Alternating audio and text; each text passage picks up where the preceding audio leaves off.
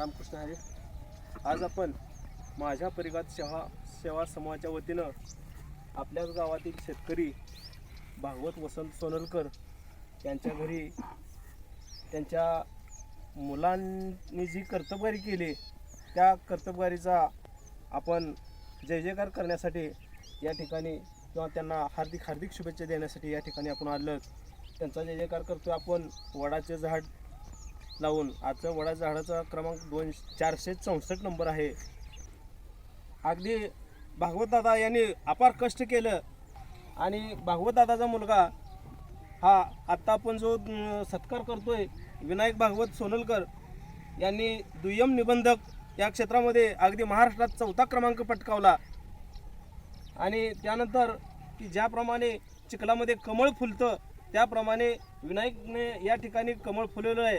त्यांच्या जीवनात असेच कमळ उमलत राहो अशी मी सदिच्छा व्यक्त करतो आणि विनायकला हार्दिक हार्दिक शुभेच्छा देतो. आणि या ठिकाणी आपण सर्वजण एकत्र आलेला आहे. निमित्त घेऊन आपल्या गावचे भागवत सोनलकर यांचे चिरंजीव श्रीयुत विनायक यांनी महाराष्ट्र लोकसेवा आयोगाची परीक्षा यशस्वीरित्या पूर्ण करून महाराष्ट्रामध्ये 4था क्रमांक मिळाला.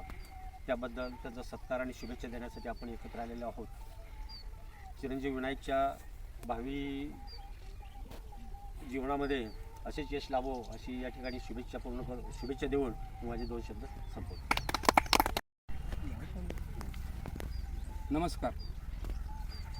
माझ्या परिघात सेवा समूह ही एक चांगुलपणाची चळवळ आहे. या चांगुलपणाच्या चळवळीचं एक खास वैशिष्ट्य आहे.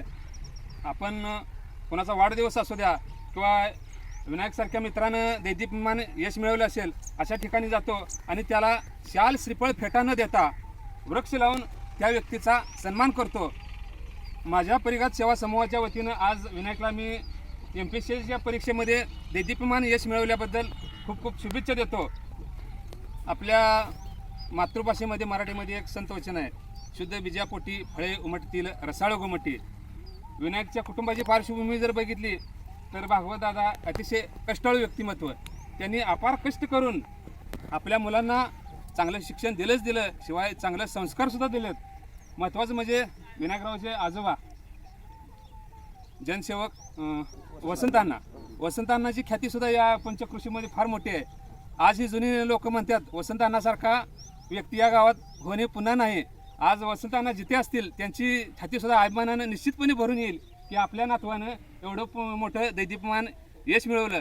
विनायकला असंच इथून पुढच्या आयुष्यात सुद्धा यश मिळवावं असे मी परमेश्वरचरणी प्रार्थना करतो. तसेच विनायकला एक विनंती करतो, आज तुम्ही जसं यश मिळवता MPSCच्या परीक्षेत तसं आपल्या भागातील आपल्या गावातील इतर विद्यार्थ्यांनी सुद्धा यश मिळवण्यासाठी रोहिणी भाजी भाकरे आणि संदीप भाजी भाकरेने जसं उपळायला अभ्यास केंद्र सुरू केलं तसं तुम्ही इथं अभ्यास केंद्र सुरू करा आणि चांगलं मार्गदर्शन करा, जेणेकरून आपलं गाव पुन्हा एकदा परमवैभवाच्या शिखरावर पोहोचेल.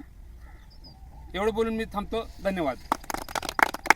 ह्या परिघात सेवा समूहाच्या वतीने मेडशिंगे गावातील एक हिरा म्हटलं तरी वावगं ठरणार नाही असं यश संपादन केलेले विनायक सोनलकर यांची नुकतीच MPSC परीक्षेत घवघवीत यश संपादन केलेलं आहे. खरं तर MPSC परीक्षा म्हटलं की एक अवघड परीक्षा असं या ठिकाणी म्हटलं तरी काय वावगं नाही.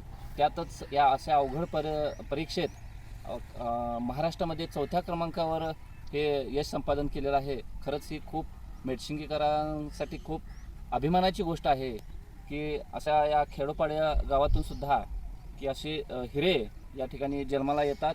आणि अशा हिऱ्यासाठी माझ्या परिघात सेवा समूहाची नेहमीच त्यांना पाठीशी प्रोत्साहनाची थाप या सेवा समूहाची असतेच. पुन्हा एकदा त्या सोनलकर यांनी जे यश संपादन केलेलं आहे त्यांना या माझ्या परिघात सेवा समूहाच्या वतीने खूप खूप शुभेच्छा. आज माझ्या परिघात सेवा समूहातील माझ्या सर्व वृक्षारोपण करण्यासाठी ग्रामीण भागामध्ये एका शेतकरी कुटुंबातला मुलगा या मातीच्या हातामधलं खुरपं कधी सुटलं नाही. अशा मातीच्या पोटी जन्माला आलेला सन्माननीय पांडुरंग, आम्ही म्हणतो त्यांना पांडुरंग सोनलकर, खरं तर त्याचं विनायक नाव आहे मला आज सकाळी कळलं. तर यांनी MPSC सारख्या महाराष्ट्र पब्लिक सर्व्हिस कमिशनसारख्या अतिशय अवघड परीक्षेमध्ये आपल्या राज्यामध्ये चौथा येऊन मेडशिंगीच्या लौकिकामध्ये भर घालण्याचं सुंदर कार्य केलं. मी त्याबद्दल पहिल्यांदा या माझ्या परिघात सेवा समूहाच्या वतीनं मी त्याच्या वडिलाचं अगोदर अभिनंदन करतो की शुद्ध बीजापोटी फळे रसाळ गोमटी.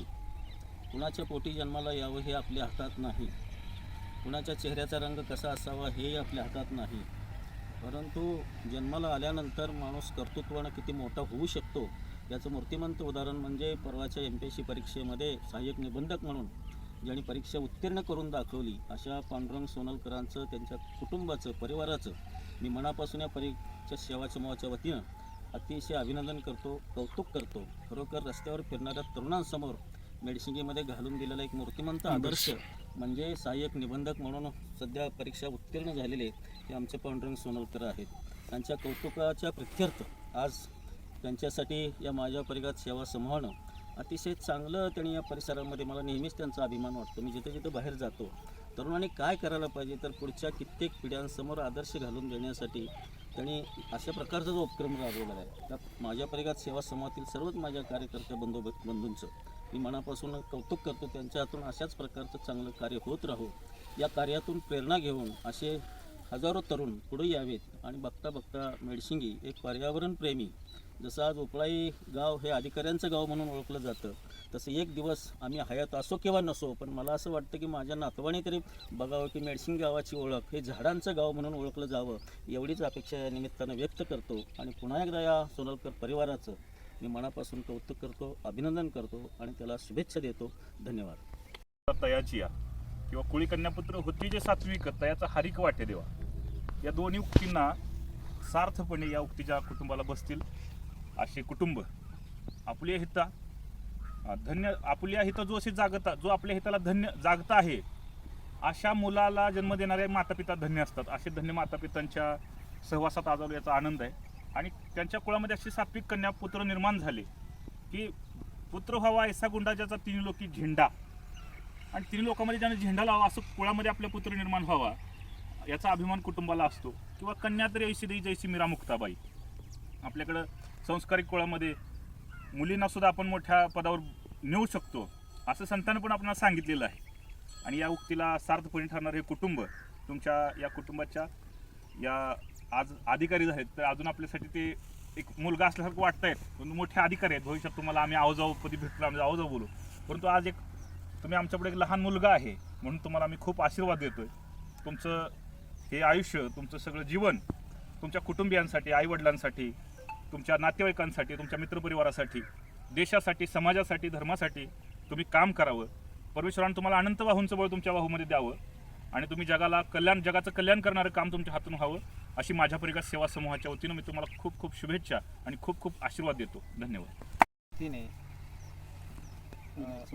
विनायक सोनलकर सहाय्यक निबंधक पदी नियुक्ती झाल्याबद्दल त्यांचं आज अभिनंदन सोहळा करण्यासाठी माझ्या परिघात सेवा समूह मेडशिंगी या ठिकाणी वृक्षारोपण करून त्यांचं स्वागत करीत आहे. तर त्यांच्या भावी कार्यास माझ्या परिघात सेवा समूह तर्फे मी शुभेच्छा देतो व त्यांनी त्यांच्या कार्यामध्ये पुढील समाजोपरी काम करावं असं मी त्यांना शुभेच्छा देतो. धन्यवाद.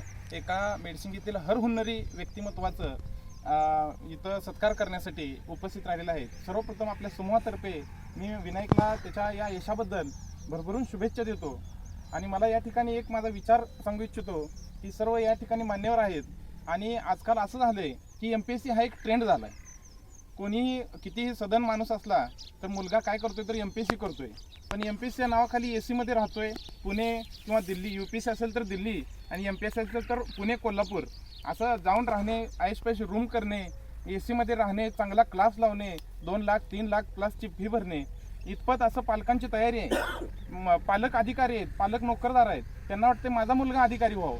पण पालकांना या ठिकाणी विनायकनं दाखवून दिलं की पालकांची इच्छा नसून त्या मुलामध्ये उपजत इच्छा पाहिजे की मला अधिकारी व्हायचं आहे, मला माझ्या आईवडिलांचं नाव मोठं करायचं आहे. तर विनायकनं जे हे यश मिळवले या खडतर परिस्थितीमधून कोणतेही AC नाही, कोणतेही मोठा क्लास नाही किंवा कोणत्याही मोठ्या शहरात जाऊन राहणं नाही, आपल्या मेडशिंगीसारख्या ग्रामीण भागात राहून जे यश मिळवले यामुळं कुठल्या AC किंवा कशाची गरज नाही, तर यश मिळवण्यासाठी फक्त 3 गोष्टीची गरज आहे, ती म्हणजे जिद्द, चिकाटी आणि संयम. आणि जो विनायकनं जिद्द, चिकाटी आणि संयम दाखवला आहे त्याचं ह्याला आता फळ मिळालं आहे. विनायकला मी गेली 3-4 वर्ष झालं जवळून ओळखतो. मी हायस्कूलवर आम्ही व्यायाम करायला एकत्र यायचो. एकदम मितभाषी, एकदम म्हणजे जेवढं काम तेवढंच तो बोलणारा, अति बाष्कळ बडबड नाही, वेळेचा खूप नियोजन, अगदी वेळसुद्धा वाया घालवायचा नाही. कधी त्यानं मोबाईल, व्हॉट्सअप, फेसबुक, इंस्टा इथं कधीसुद्धा त्यानं आपला वेळ घालवला नाही. आजकालच्या तरुणांना अधिकारी तर व्हायची इच्छा आहे, पण आपला वेळ कुठं जातोय इकडं लक्ष कमी जातंय. त्यामुळे विनायकनं जो हा आदर्श घालून दिला आहे, अगदी कॉल उचलणे, मोजकं बोलणे आणि 1 मिनिटाच्या आत कॉल कट करणे, बरोबर आहे ना विनायक? हां. आणि ह्याचं कॉन्सन्ट्रेशन त्यानं फक्त अभ्यासावर केल्यामुळं 2 ते 3 वर्षामध्ये याला यश मिळाले. बघा, एखाद्या अधिकाऱ्याचा मुलगा अधिकारी होणं, शिक्षकाचा मुलगा शिक्षक होणं किंवा इंजिनियरचा मुलगा इंजिनियर होणं ही काय फार मोठी गोष्ट नाही, पण एका शेतकऱ्याचा मुलगा अधिकारी होणं ही खूप मोठी गोष्ट आहे. आणि म्हणून ह्याचं कौतुक आपण किती करावं तेवढं थोडं आहे. म्हणून मी या ठिकाणी माझं असं मनोगत व्यक्त करतो की प्रत्येक विद्यार्थ्यानं, आपल्या गावच्या प्रत्येक MPSC करणाऱ्या विद्यार्थ्यानं विनायकचा आदर्श समोर ठेवावा आणि त्या तडफडीनं आपल्या गावाचं नाव मोठं करावं, अधिकारी व्हावं, एवढं बोलतो. विनायकला खूप खूप शुभेच्छा देतो आणि या ठिकाणी थांबतो. धन्यवाद. माझ्या परिघात सेवा समूहाच्या वतीनं जो वेगळ्या प्रकारचा सत्कार ठेवला आहे त्याचं मी खूप आभारी आहे. की आज काळाची गरज आहे की सगळ्यांना एक एन्व्हायरमेंटबद्दल थोडीफार जाणीव झाली पाहिजे. लहान मुलांसमोर ते आदर्श ठेवतात आणि एक सर्वांसाठी एक स्तुत्य उपक्रम आहे हा, आणि मी सर्वांचा आभारी आहे.